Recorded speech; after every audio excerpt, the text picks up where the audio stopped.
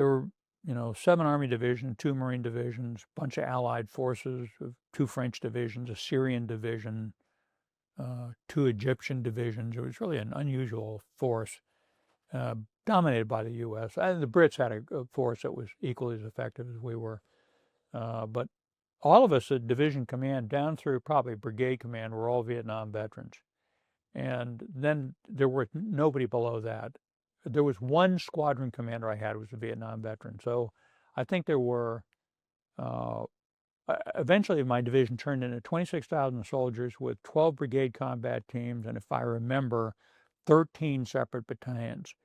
So at the battalion level, they were not Vietnam veterans.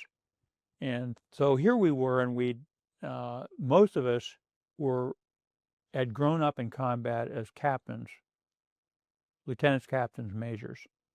But we'd had enough time to get trained on what we were doing. So we were about to use the template we developed to defeat the Soviets, only we were going to do it against the Iraqi army in open desert. And the Iraqi army, although it had tremendously courageous people in it, were fearful of their despotic leadership. They were nice Muslim boys. I think they were ashamed of what they'd done in Kuwait. They weren't training. They had a terrible logistics system.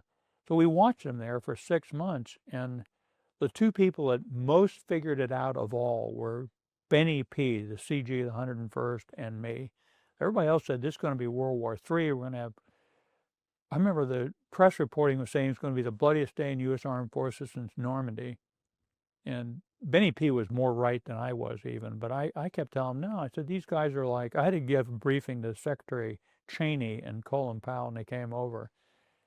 And I told him, said, these guys are like tethered goats waiting for us to fall on them. So this war's going to be over. I think I said 4 to 6 weeks, not 4 days.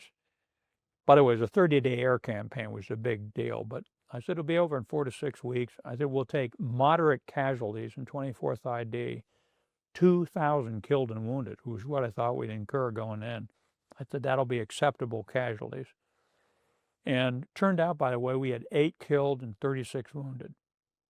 So once we turned loose on these guys, they'd been terrorized by air power. We shattered their command and control. They weren't competent to deal with large-scale unit maneuver.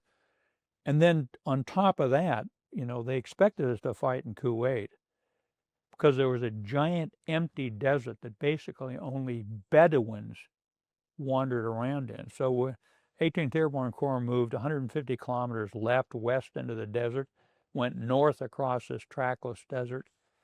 My division was making 3 combat trails with bridging at 20 miles an hour with 6 engineer battalions.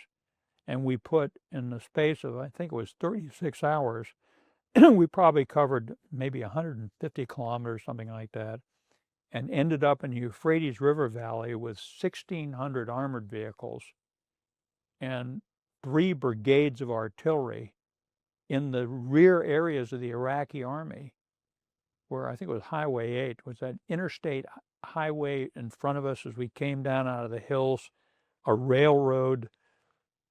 If we had showed up in downtown Moscow, we couldn't have achieved any greater shock value. They just came apart. They ran for it. They fired a lot of artillery at us, a lot of tank rounds, a lot of small arms rounds, but they'd shoot and then they'd take off. And our soldiers weren't yet battle hardened. So we actually didn't kill that many people up there either. I mean, it was basically masses of prisoners. And where they did fight, it was like a NFL team confronting a high school team. H.R. McMaster's Battle of 73 Eastings, where I think he destroyed the better part of an Iraqi brigade in 15 minutes. So we learned our skill set at the National Training Center with instrumented warfare, which was 10 times harder than actual combat. But it was all graded and evaluated. So these people, there was tremendous anxiety throughout the force, to include me. A couple of thousand killed and wounded. I was I knew it was going to be devastating back at Fort Stewart and Hunter Army Airfield. I thought there'd be hundreds of funerals in the first 4 weeks, but it was just a slam dunk, and thank God because of it. One anecdote, by the way, sort of illustrative of the mindset. We were sitting out there. Saudi Arabia is not a good place to retire. I mean, it was like 115 degrees in the shade and not a blade of grass. I mean, at certain times of the year it's green and beautiful and rains, but basically it was just awful and freezing ass cold in the winter. And so we were all in despair that we were going to sit there for the rest of our life while they negotiated. We were sort of hopeful they'd negotiate us out of fighting, but we were afraid we'd sit there for years. So finally, Bush 41 came over, this wonderful man. He went 3 places in Saudi Arabia. I was to host the army piece of it. So I had pieces from all the divisions came. We had a big amphitheater, and President Bush came there, and that wonderful national security advisor, oh God, and the Senate and House majority and minority leader, Mrs. Bush, was there. It was an incredible visit. Bush's opening lines, here I had 3,000 or 4,000 24th ID soldiers out in I found a natural amphitheater and so the soldiers could hear him almost without a sound system. And he stood up there and he said, in 1944, I was flying my 5th to the last mission of World War II off the carrier Boxer, if I remember, San Jacinto, too. And he said, and it was a ground support mission in support of the 24th Infantry Division fighting in the Philippines. All of us got all choked up. So what magnificent leaders. Powell was with him, Schwarzkopf was with him, the country's leadership. They were unified. They put overwhelming power in the ground. They brought in 7th Corps out of Germany. We could have pulled it off with just 18th Airborne Corps reinforcing the Marines. There's no question in my mind. So we've added in another U.S. Army Corps, tremendous air power, 5 naval carrier battle groups out there. But sort of flash forward, the night the war started, the ground attack started. So when the air war started, that was another moving night. All the general officers, flag officers, we knew when the war was going to start. And I walked out of my talk at 2 o'clock in the morning and listened. And there was this growing roar from the south. And it was all the air power. And first it was Tomahawk missiles with this unbelievable sound going over us headed north. And hundreds of thousands of Army and Marine soldiers cheering in the dark out there in the desert floor. So then flash forward, then we repositioned with cover. They didn't see us, didn't see this giant force repositioning. The night before the ground attack starts, I had the 2 Brigadier General Assistant Division Commanders, the Chief of Staff, the Army, and the Division Command Sergeant Major. We're all pals. We're all Vietnam veterans with multiple tours. We're all in this little gaggle. We were about to separate.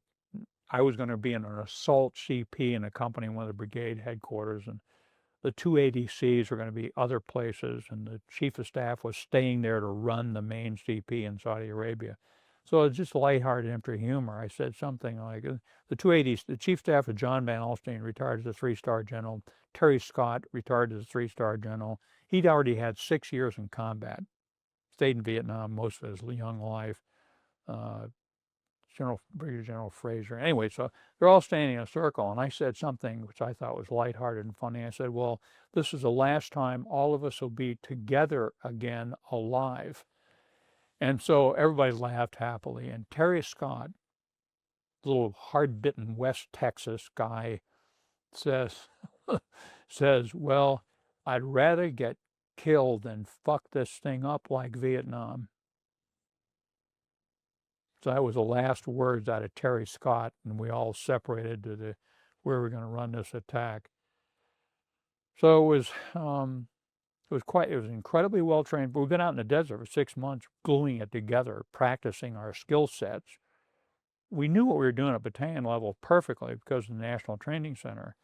We were okay at brigade level, but we hadn't, except in Germany and Reforger, which had been 10 years earlier, we'd never run big units except on simulations. So we'd had time to practice this stuff and bridging, ravines and you name it. We'd practiced it for 6 months. Incredible operation. The real pep talk was before the attack started. I think there were, again, 36 battalions. I decided to go to every battalion. I'd tell them what was going to happen. And I had a 20 or 30-minute pitch. Here's what's going to happen. The pitch was, by the way, these people are like tethered goats. This war is going to be over in 4 to 6 weeks. Use overwhelming violence and crack these people the minute you see them. It's a very positive pitch. And there'd be 800 soldiers sitting there in a circle around a platform I'd be standing on. The first time I gave that pitch, I get down and the battalion commander, this brilliant young officer, he comes up and he grabs me by the shoulders. He's got tears in his eyes and he says, "Oh, sir," he says, "for God's sakes," he said, "that was such a tremendous presentation." He stops and looks at me and says, "Are you sure?" And I said, "Sure? What the hell do you expect me to say? I'm the division commander. Of course I have to be positive about this." But, I remember I gave another one of those talks, and there were 2 female soldiers sitting right in front of me. It was one of the tank mech battalions. They were all cross-staff organized. At the end of it, I went down and I grabbed them. There were over 1,000 women in the division. And they were everywhere in the battlefield, except, I thought, the actual tank mech task force. So I get down, I grabbed the 2 of them. I said, "What are you all doing here? You're not supposed to be in a tank mech task force." I said, "Well, sir, we were the something surgical field hospital and they needed 2 medics in this battalion. They sent us out here." And I said, "Well, what do you think about it? Is it going to be okay?" And he said, "Oh, yes, sir. There's no problem at all." So it was a big turning point for women in the armed forces, too, because we could no longer do the nonsense we've been doing of separating women soldiers and sending them back for showers and having porta potties. And so women were fully integrated in their units. And I tell people at the end of that campaign, if you'd gone to a platoon sergeant and said, "Okay, if we're going to run this war again in the same manner, would you like to trade in all your female soldiers for men?" He would have said no. So I think it was a big turning point for women in the armed forces, who were team players and hard workers, and basically there just was not a real issue there. I don't remember the racial breakdown of the division, but it was, I'm going to make this up, it was probably 20%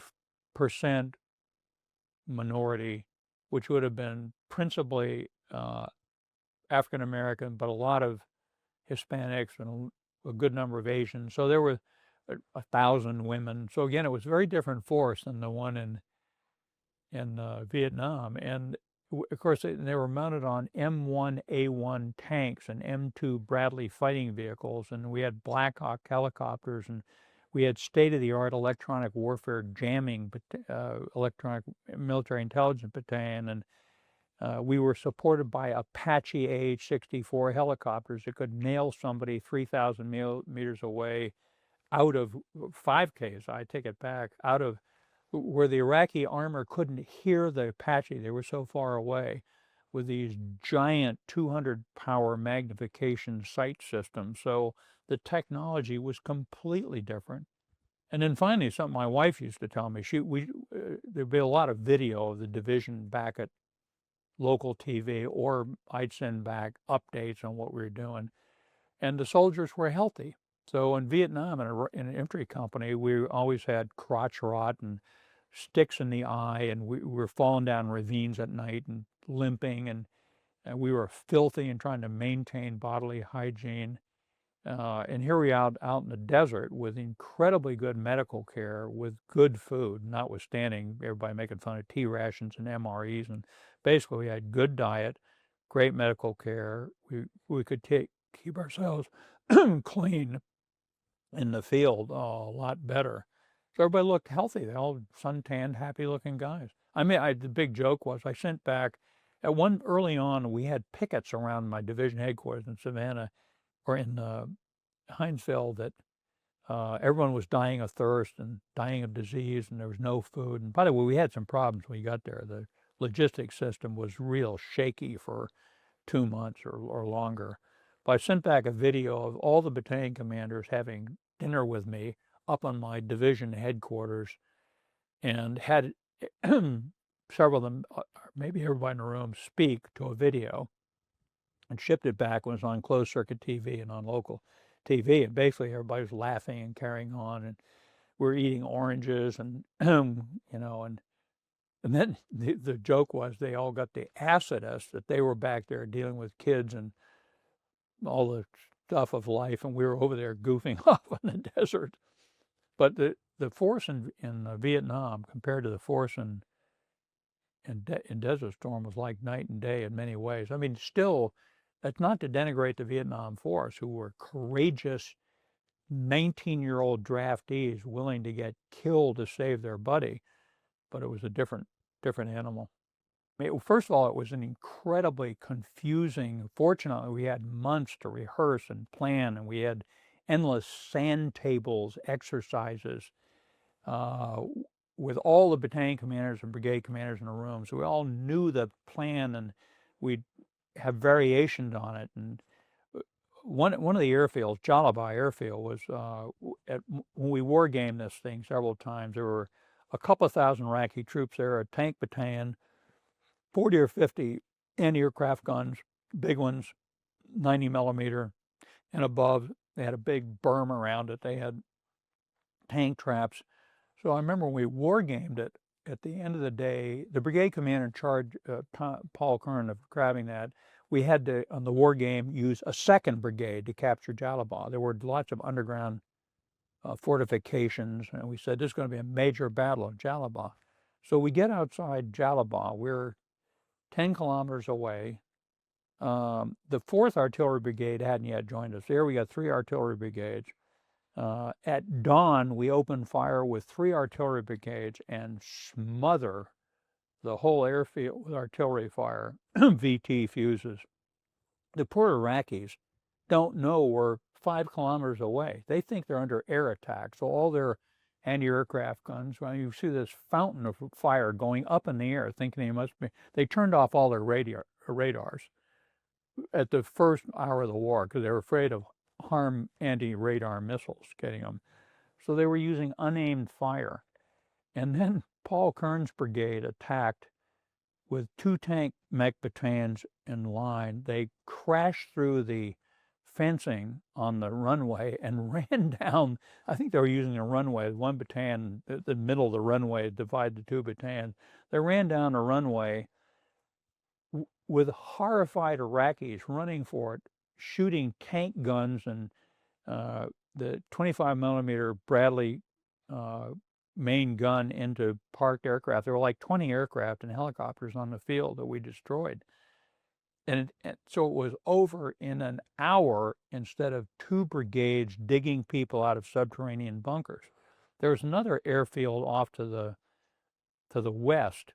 God, why can't I remember it? And another brigade I sent that direction. Actually, we sent 1 tank mech battalion with Lieutenant Colonel Sanchez to raid the other airfield, a giant airfield. It's like some Katzenjammer thing. He later on was a 3-star in Iraq, in stabilization phase. It had so much trouble. Wonderful soldier, wonderful man. So his whole tank mech battalion takes off. They drive up to this giant 20-foot high burns around this huge, when I'm saying airfield, I mean the size of Dulles Airport, gigantic places, not a dirt runway.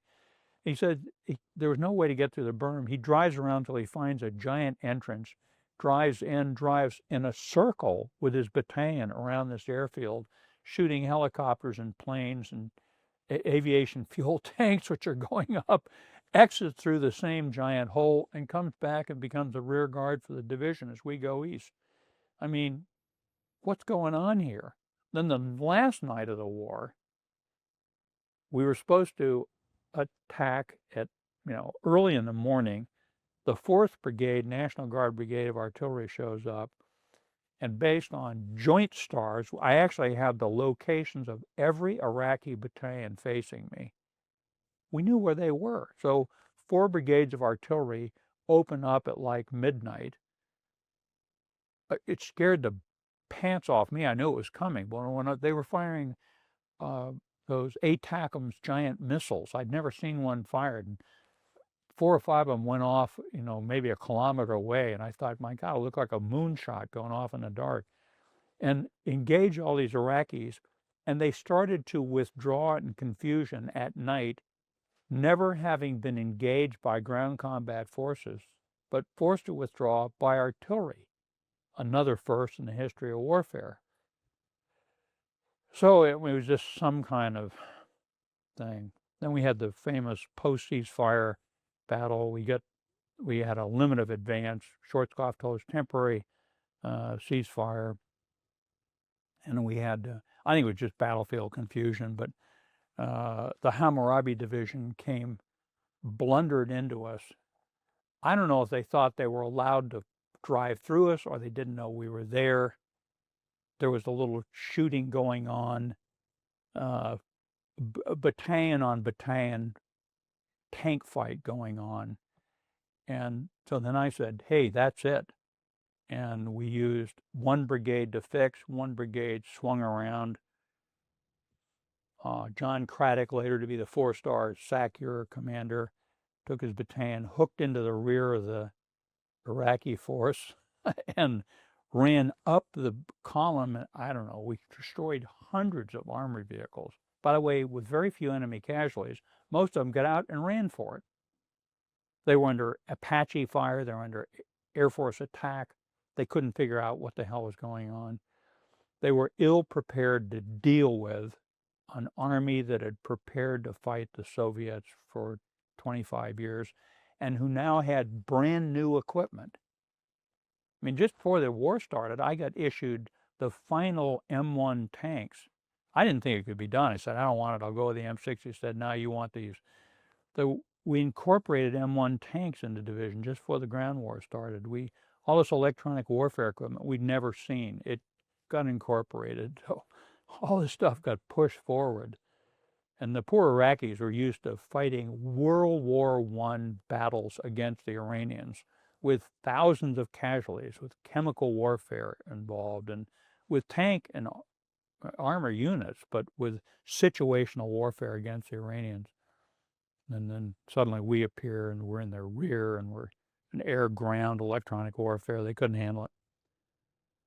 Everybody was happy the mission was accomplished. We couldn't believe we only had 8 killed and 36 wounded. I mean, it was just astonishing. I thought there'd be thousands of killed and wounded. So there was a tremendous sense of relief. Plus, we were exhausted. I mean, we've been up for a week straight with an hour or two, typical combat operation. So there's a tremendous sense of relief. But having said that, when we were deploying from Fort Stewart, Georgia, Secretary Cheney came down and visited. He was visiting, I think, all the deploying units. He came down, and I walked him through with General Powell in my motor pool.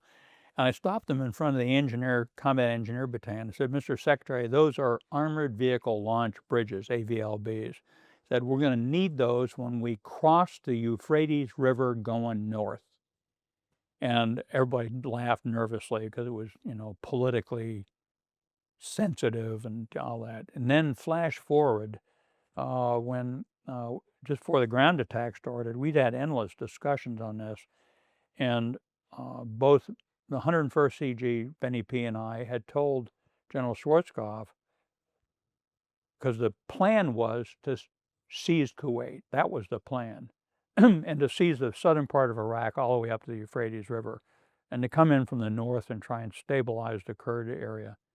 But I told Schwarzkopf, sir, we've got to cross the river and get a bridgehead on the other side. I said, I got all the 101st Corps said, helicopters can bounce across the river. And I said, I had all these river crossing equipment. I said, we need to get across, establish a presence, say, we're coming to Baghdad. And I said, when we do, the whole Iraqi criminal regime will run for it to Switzerland. And that's so we'll end up with another set of criminals, but it'll be a new set of criminals. And I thought that then, and I still think it. That's what we should have done. We didn't need to go occupy all of Iraq, or if we did, we should have put a puppet government in charge, which is what we should have done the next time around. Now, I went years where I never said that. I never told anybody that was my view. But it was my view, and I had strongly expressed it.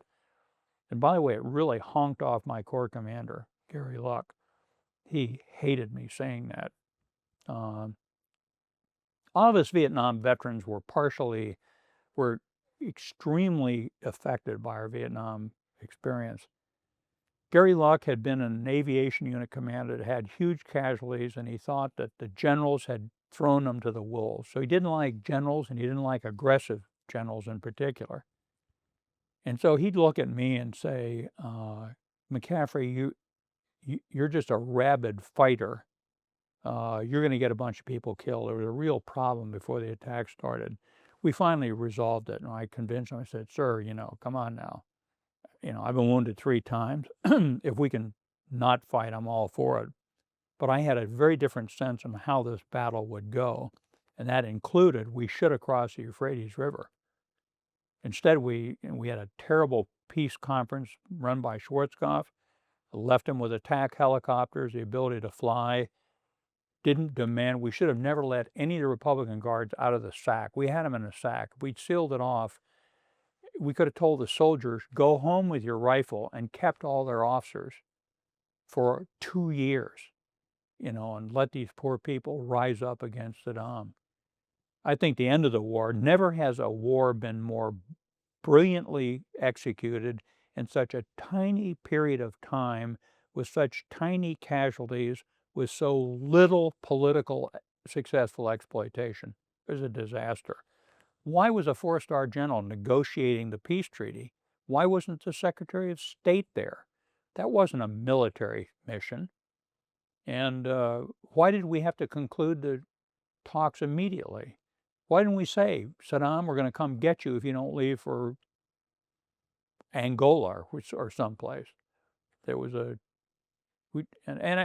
be honest, Bush, and the wonderful man that he was, and General Powell, they got in the Oval Office. We've all read the history of it, and they were watching the Street of Death, where it was all the Iraqi forces in Kuwait fleeing with their looted stuff in civilian cars and military vehicles, and the Air Force caught them, and there was 15 kilometers of destroyed Iraqi vehicles. There weren't many people even killed. It was all looted stuff, and they ran off in the desert. And so the president and the group in the Oval Office said, well, we're piling on. We got to stop this and conclude a peace. But no, the whole point is to stun people into paralysis and then tell them, give up completely, hand over your stuff. It was a huge mistake in my view. What did I know as a division commander? So as a division commander, I said, yeah, I'm glad the thing's over.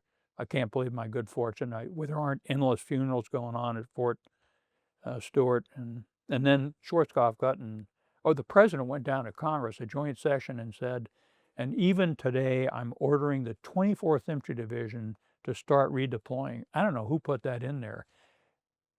The 18th Airborne Corps thought that I was calling the White House or something, because I've been one of the first divisions in there along with the 82nd, but how our division ended up in the president's address is beyond me. So we started almost immediately withdrawing. Well, I went from Desert Storm to being Colin Powell's, essentially his assistant, the title assistant to the chairman. So I was a 3-star general. My job was to be the political military liaison officer to the president or the Secretary of State and the National Security Council if the chairman wasn't there. So I went to daily meetings in the White House, National Security Council. I went on all the arms control negotiations to the Soviet Union as it came apart, to arms control conferences all over the world. I traveled with the president to Finland and Vienna, and it was a tremendously exciting job. I loved working for Powell. He was one of the finest people I ever met, so it was a lot of fun. So I spent a couple years in that job. They moved me to be the J5 JCS strategic planner. I was there a year or 2. And then my final assignment, I was a U.S. Joint Commander for Latin America, Southcom. Finally got to put that Spanish language. Yeah, sure. And there were every service had to nominate people, and I went up for interviews, and for a variety of reasons, they selected me. There's always been an Army 4-star. There was an Air Force guy that might have been better than I was available because he spoke bilingual Spanish. My Spanish is sort of marginal. Very good guy, fighter pilot. But anyway, I got the assignment, so I went down to Panama for 2 years. And that was incredibly important responsibility. It was an area where military power wasn't the source of influence. It was military influence, engineering battalions, counter-drug operations, nation building, role of military in democracy. It was extremely enjoyable, and it was a time when Latin America was going in the right direction. I used to tell people when I was a general's aide for CG in Latin America, there were, if I remember, there were like 2 democracies in the region. When I went back, with the exception of Cuba, they were all some form of democracy. There were no military dictators. I take it back. Pinochet was still in Chile, but he was the last one along with Castro. So it was a wonderful assignment, and while I was there, the president asked me to be the drug policy director. They were in political trouble. It was his 3rd year, Clinton in office. He was not going to get reelected. One of his issues was he was soft on drugs.